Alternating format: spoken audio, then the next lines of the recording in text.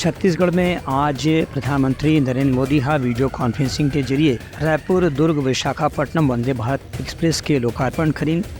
Raipur station से video conferencing के जरिए हरी झंडी दिखा करके ये ट्रेन के प्रधानमंत्री शुभारंभ करें। ये मौका में रायपुर स्टेशन में भी एक विशेष कार्यक्रम के आयोजन करेगी, जिसमें राज्यपाल धर्मेंद्र डेका, रायपुर लोकसभा सीट के सांसद बृजमोहन अग्रवाल, रायपुर क्षेत्र के विधायक राजेश मूणत, पुरंदर मिश्रा, खुशवंत साहेब भी मौजूद रही हैं।